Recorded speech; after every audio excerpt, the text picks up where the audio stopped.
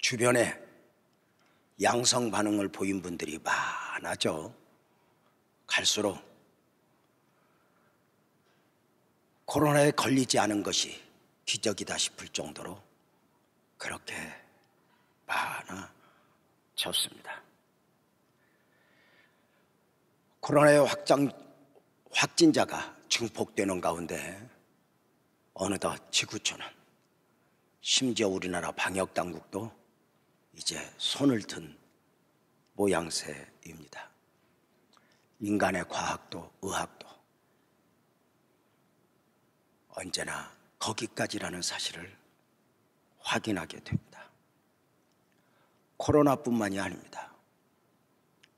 본능적으로 살아가는 동물과 달리 사람이 사람으로 살아가노라면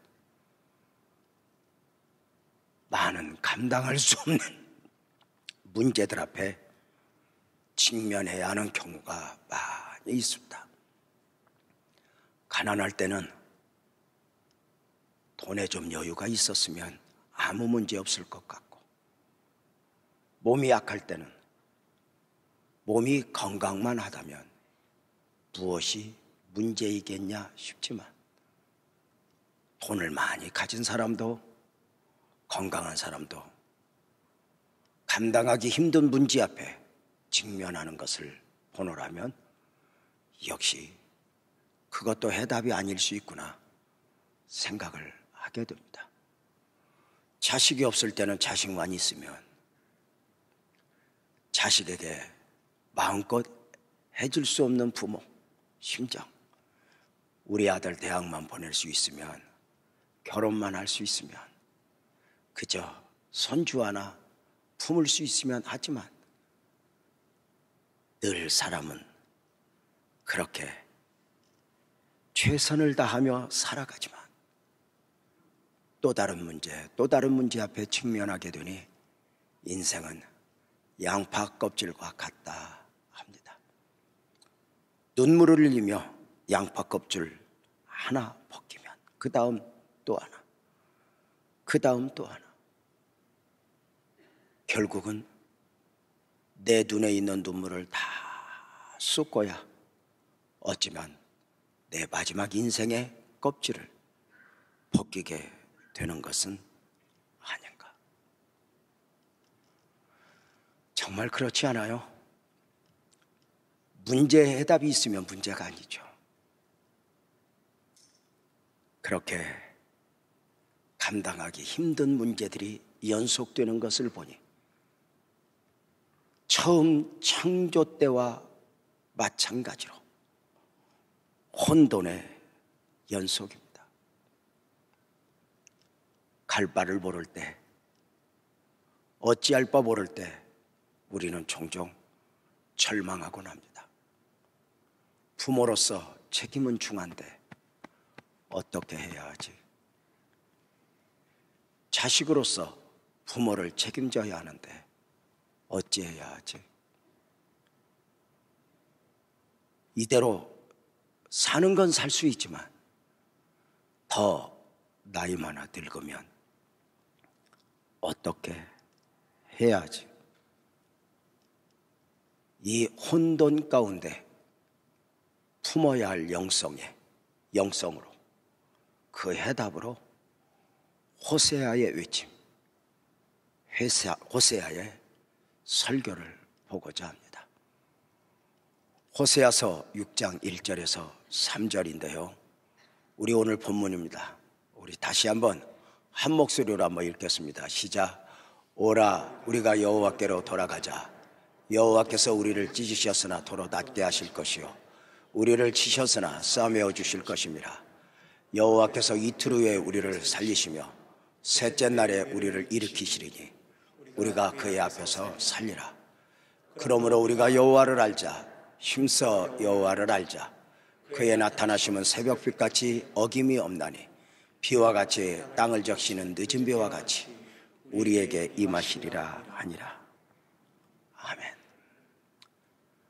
삶의 혼돈 가운데 품어야 할 영성으로 호세아 선지자는 그 처음 이렇게 우리에게 권면합니다.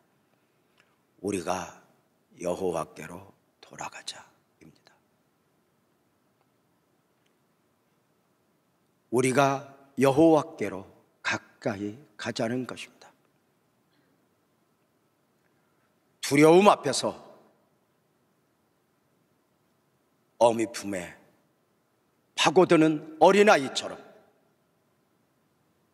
우리가 하나님의 자녀이니 아버지 되신 하나님께 가까이 가자는 것입니다. 하나님만이 우리의 피난처가 되실 수 있기 때문입니다. 시편 46편 1절에서 3절을 보면 하나님은 우리의 피난처시요 힘이시니 환난 중에 만날 큰 도우심이라. 그러므로 땅이 변하든지 산이 흔들려 바다 가운데 빠지든지 바닷물이 솟아나고 뛰놀든지 그것이 넘침으로 산이 흔들릴지라도 우리는 두려워하지 아니하리로다 입니다. 앞서 인생을 경험한 하나님의 사람들의 외침입니다. 시편 91편 2절 3절에서는 말합니다. 나는 여호와를 향하여 말하기를 그는 나의 피난처요 나의 요새요 내가 의뢰하는 하나님이라 하리니 이는 그가 너를 새 사냥꾼의 울무에서 그리고 심한 전염병에서 건져 주실 것이라고 말입니다. 세상의 모든 피난처, 때로는 돈이 나의 피난처가 될 수 있을까?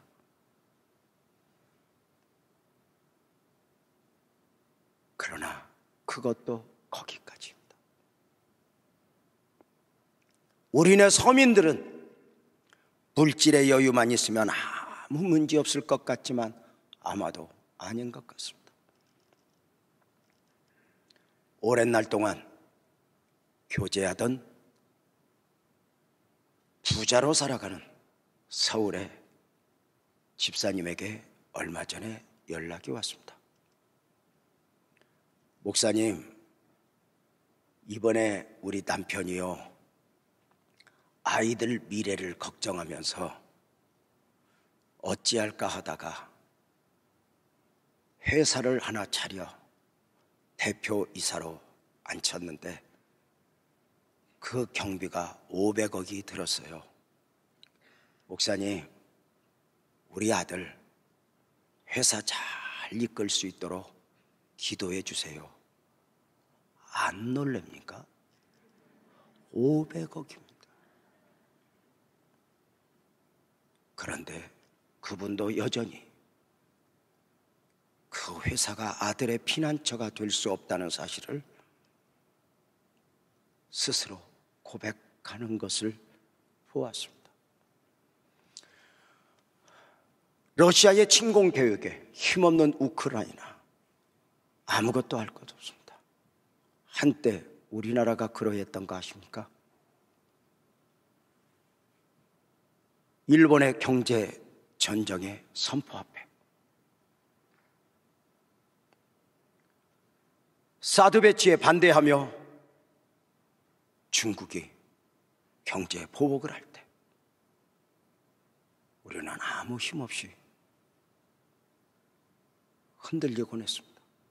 더 어려울 때는 미국으로 이민을 가 피난처를 삼아보기도, 호주로 이민을 가 피난처를 삼아보기도 했지만 그 어디도 거기까지 완전한 피난처가 될 수 없습니다. 확진자가 처음 다른 나라의 몇만씩 일어날 때만 해도 우리나라가 가장 안전한 줄 알았지만 아니었습니다. 세상의 그 어느 곳도 완전한 피난처는 있을 수 없는데 우리 주님이 이렇게 초대합니다. 수고하고 무거운 짐진 자들아 다 내게로 오라. 내가 너희를 쉬게 하리라. 설교 준비를 하면서 이 말씀을 탁 품는데 마지막 초대라는 단어가 떠올라 글을 썼습니다. 지금 어렵고 힘들 때만이 아니라 내 인생의 마지막, 가족도 나를 놓아야 하고 나도 가족을 놓아야 하는 그 절박함 가운데 누가 나 손을 잡아줄까? 그 마지막까지 피난처가 돼서 주님이 수고하고 무거운 짐진 인생들아, 내게로 오라. 내가 너희를 쉬게 하리라. 손을 내밀어 주시는 것입니다. 우리가 여호와께 가까이 가자. 우리가 하나님께 돌아가자. 언제든지 내가 그 하나님의 손을 잡을 수 있도록 하나님에게서 멀어지지 말자. 천천임금을 얻었다 해도 하나님에게서 멀어져 있으면 그것은 진정한 축복이 아니라 호세아 선지자의 외침, 무엇보다도 그 하나님이 내게로 오라. 집을 나간 탕자를 기다리듯 기다리고 계신다는 것이니 포기하지 않는 하나님의 사랑입니다. 우리가 나의 나던 것은 하나님의 은혜라 했는데 오늘 우리가 여전히 예배자로 드려질 수 있음은 내가 다른 사람보다 믿음이 좋아서 심지가 견고해서가 아닙니다. 포기하지 않으시는 하나님의 사랑입니다. 내게로 오라. 내게서 멀어지지 마라. 언제나 내 손을 잡을 수 있도록 가까이 있으라. 사랑하는 성도님들, 성경 어디를 보십시오. 내가 너무너무 불쌍해서, 내가 너무너무 힘들어서 하나님이 손을 내밀어 주시는가? 아닙니다. 물에 빠져 허우적대며 누구 때문에 빠져 무엇 때문에 빠졌다 하듯이 가난에 빠져 질병에 빠져 허우적대며 누구 때문에 무엇 때문에 아무리 탄식을 해도 나를 도울 자는 없습니다. 누구 때문에이든지 무엇 때문에이든지 하나님을 향하여 손을 내밀어 하나님 나를 구해주세요 할 때 내 손을 잡아줄 수 있는 분은 하나님입니다. 내게로 오라. 하나님의 호소입니다.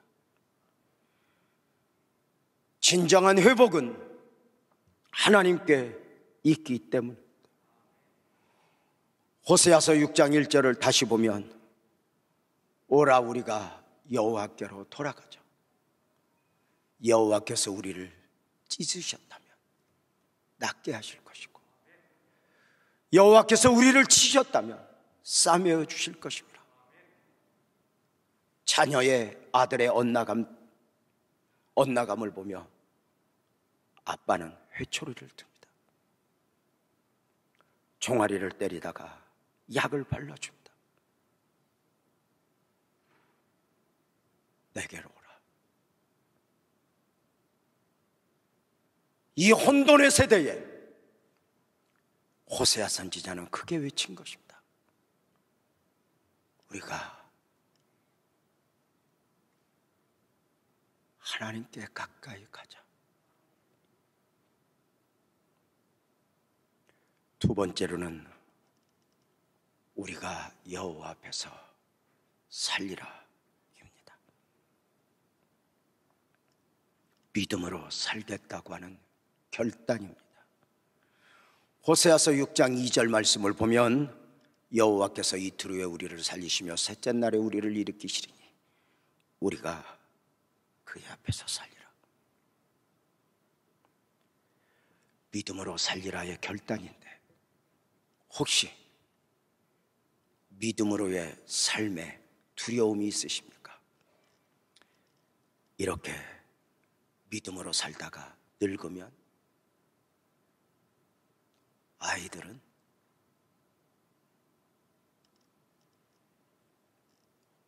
무엇을 두려워하십니까? 무엇을 염려하십니까?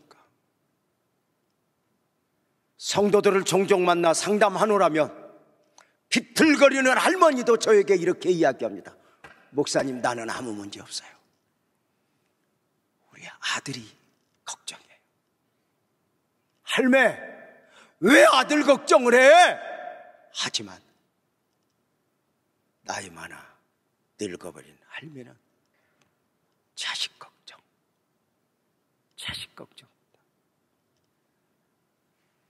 내가 도와줄 수 없다고 여러분 묻겠습니다. 여러분은 지금까지 부모가 도와줘서, 부모가 책임져서 사셨습니까? 여러분의 엄마 아빠는 할머니 할아버지가 도와줘서 삶을 사셨습니까? 아니지 않습니까? 왜 그런데 우리는 그 모든 문제를 끌어안고 두려워하는가? 왜 믿음으로의 삶을 망설이는가? 물론 사람으로 살아가면서 두려움과 염려는 마땅합니다. 본능적으로 살아가는 동물과 달리 두려움과 염려는 있을 수 있습니다. 예수님도 그러했으니 말입니다. 분명한 것은 그 두려움과 염려가 내 삶을 지배하고 그 두려움과 염려가 내 삶을 결정하게 해서는 안 됩니다. 내 안에 두려움과 염려가 있지만 내 안에 담겨져 있는 작은 겨자씨만한 믿음, 이 믿음을 믿음되게 하사 이 믿음이 나를 이끌고 이 믿음이 나를 결정하게 할 때 우리는 반드시 승리할 줄로 믿습니다. 호세아의 믿음이 무엇입니까? 호세아 6장 2절에 보면 이렇게 말합니다. 여호와께서 이틀 후에 우리를 살리시며 셋째 날에 우리를 일으킬 거야. 그렇죠. 여호와께서 이틀 후에 우리를 살리시고 3일 후에 우리를 일으키신다면 오늘 말씀이 주는 메시지는 너는 오늘을 살라입니다.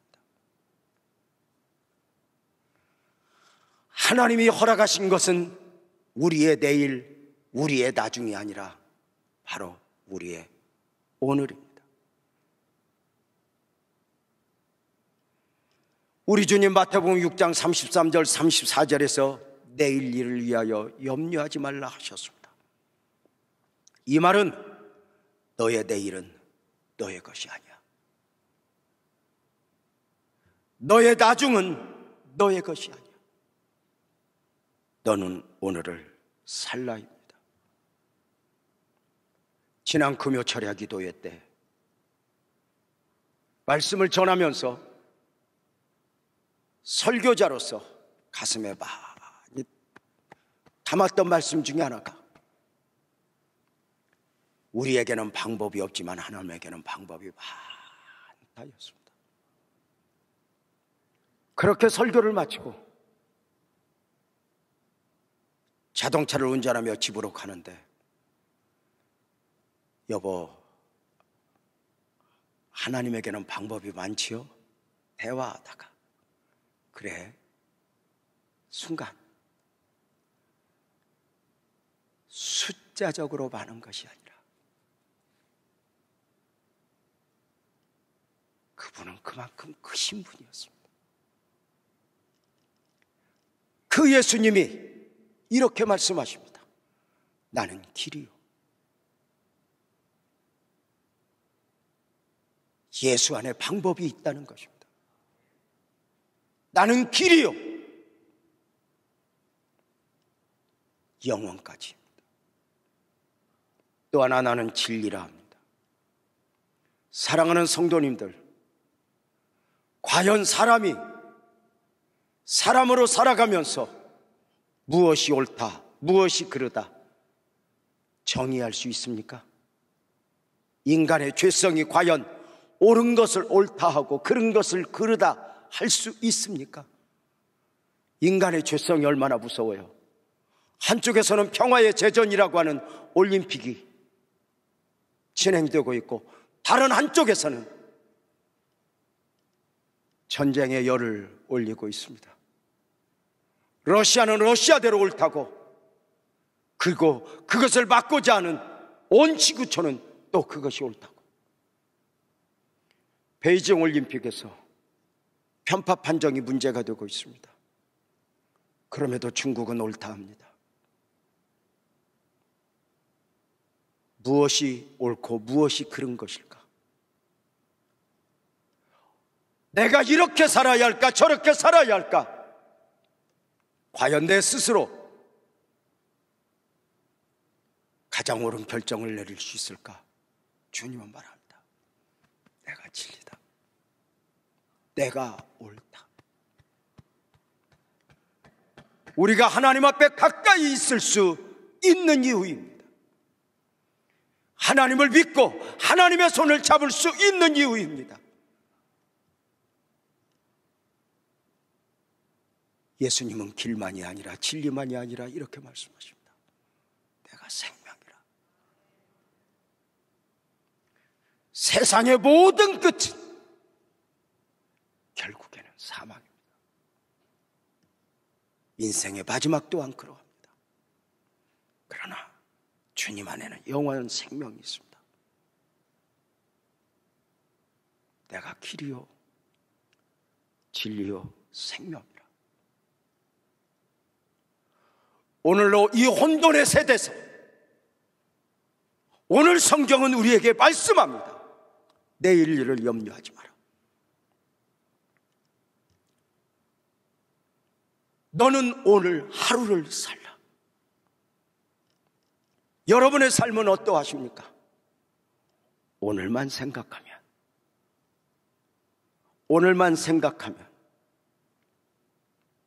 그런 대로 살만하지 않습니까?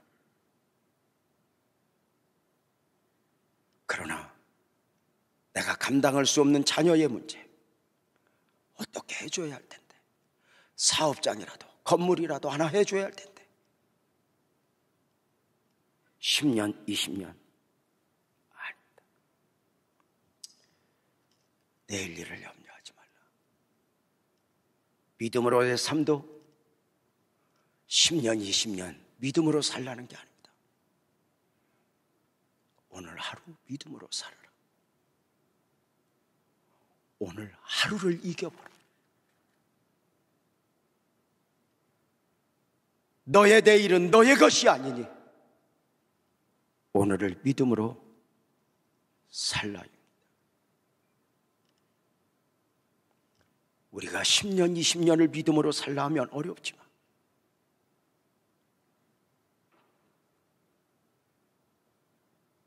얼마나 우리가 풍성해야 삶을 살아낼 수 있을까? 여러분, 부자들이 입맛이 없는 이유가 무엇인지 아세요? 맛있는 게 없어서가 아니라 맛있는 게 너무 많아서입니다. 매일 부자들이 먹는 음식을 보십시오. 아침에 추어탕, 점심에 회, 저녁에 갈비, 그 다음날 육개장, 이렇게 먹어보십시오. 나중에는 먹을 것이 없어집니다. 장금이가 차려준 호화진미를 먹던 왕은 다 죽었습니다. 입맛이 없습니다. 매일 무엇을 먹어야지. 부자들도 그렇게 비싼 거 먹다가 입맛 없으면 보리밥 먹으러 옵니다. 우리는 처음부터 보리밥을 먹는 것이 좀 문제이긴 하지만 여러분, 그게 얼마나 맛있는지. 이번에 코로나 양성 반응 앞에 한 2, 3일 심하게 앓는 중에 식은땀을 쭉쭉 흘리면서 목이 아파서 하면서도 세상에 감사한 것 밥이 맛있어. 나는 아무리 아파도 일어나서 먹어. 같은 증세로 누워서 끙끙 앓는 우리 아들은 못 먹겠대. 맛이 없대. 하하, 내가 홀랐다. 먹는 거지. 그러면 산의 진미가 전부가 아니라면 오늘 내가 배부른 칼국수 하나가 나를 만족해 할 수 있다면 여러분의 삶은 어떠합니까? 산의 진미의 상처럼 우리의 인생을 상으로 봅시다. 빌딩 하나, 땅 하나, 자식의 미래 다 진열해 놓으면 평안할까? 그러할 수 있다고 생각하십니까? 그것이 인생의 맛이라 생각하십니까?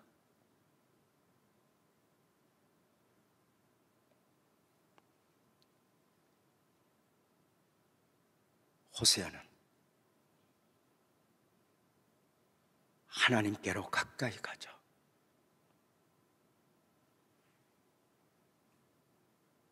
우리 하나님 앞에서 믿음으로 살자. 그리고 세 번째로 이렇게 말합니다. 우리가 힘써 여호와를 알자. 성도님들이 알고 있는 하나님은 어떤 하나님입니까? 호세아는 6장 3절에서 이렇게 말합니다. 우리가 여호와를 알자. 힘써 여호와를 알자. 이 말은 지식적으로가 아니라 우리 하나님을 경험해보자.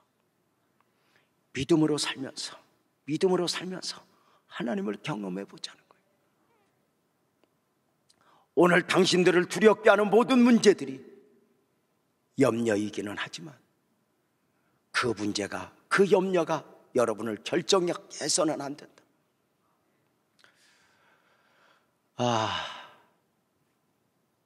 하나님의 축복 가운데 저도 60 중반을 살고 있습니다. 감사합니다. 저 개인적으로는 목회도 33년을 했습니다. 짧지 않은 시간들이죠.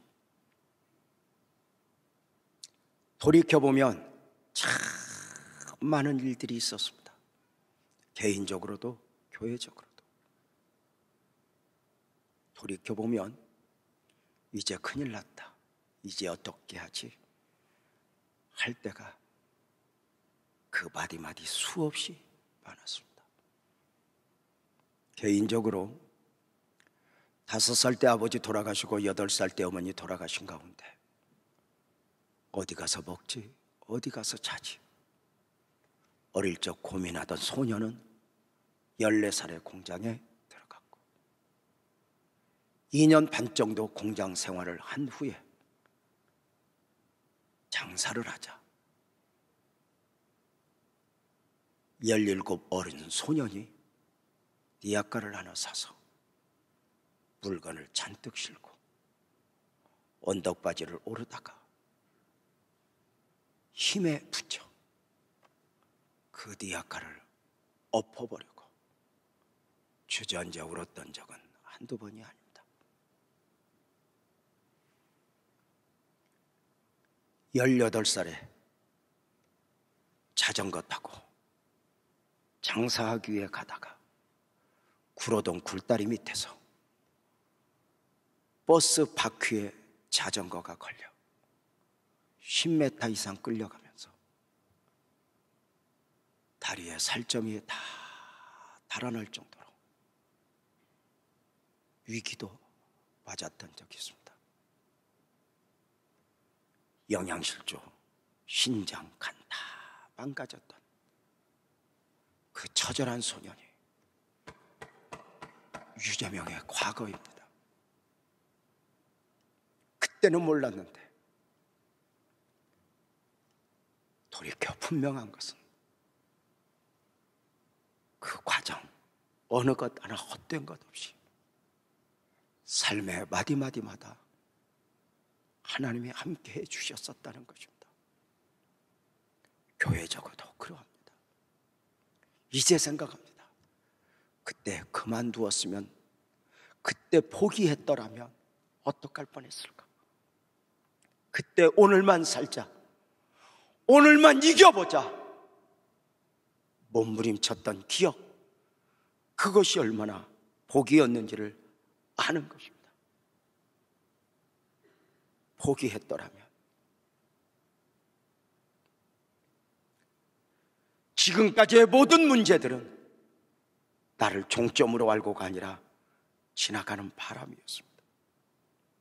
그런데 그 바람의 흔적 앞에 믿음으로 살면서 하나님을 경험하자는 것입니다. 힘쓰고 애써서 말입니다. 수고하고 무거운 짐진 자들아 다 내게로 오라. 내가 너희를 쉬게 하리라. 그 약속의 말씀을 붙잡는 것입니다. 호세아가 경험한 하나님은 어떤 하나님일까? 그 하나님이 어떤 하나님이기에 그는 여호와께로 돌아가자, 여호와 앞에서 살리라, 여호와를 경험하자 한 것일까? 호세아서 6장 3절에 보면 호세아는 이렇게 말합니다. 그의 나타나심은 새벽빛같이 일정하니. 하나님은 정확하신 분입니다. 우리가 생각하기에 때로는 하나님이 더딘 것 같지만, 베드로 사도는 베드로후서 3장 9절에서 그렇게 말합니다. 주의 약속은 어떤 이들이 더디다고 생각하는 것 같이 더딘 것이 아니다. 하나님은 정확한데 가장 합리적 방법으로 오늘 또 내게 다가와서 내 손을 잡아주실 것이니, 하나님 앞에 가까이 가서 여호와 앞에서 살리라, 하나님을 경험하자, 두려워하지 말라는 것입니다. 2022년 들어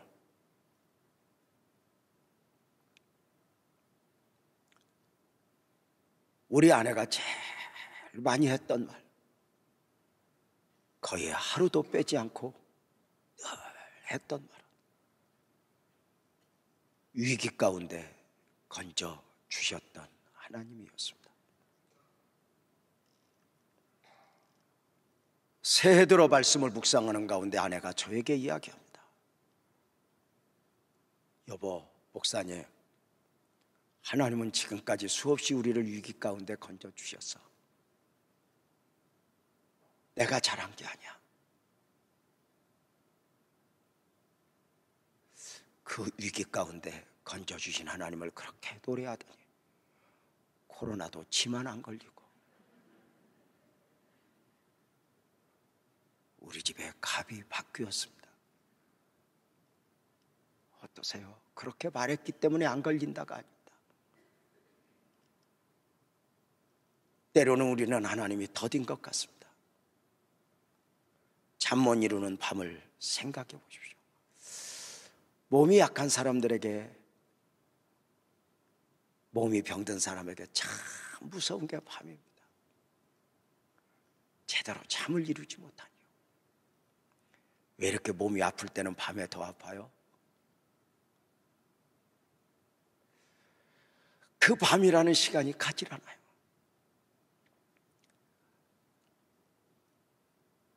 그저 몸부림을 쳤는데 10분, 그저 몸부림을 쳤는데 겨우 1시간. 더딘 것이 아니라 그 시간에 정확하게 아침 해가 오듯이 하나님은 나에게 오실 것이라 믿으라는 것. 비와 같이, 늦은 비와 같이 우리에게 임하시는 그 하나님, 그 하나님을 믿기에 1000년, 만년, 10년, 20년 믿음으로 살라 하면 내게 그럴 능력이 없지만 오늘 하루 믿음으로 살리라.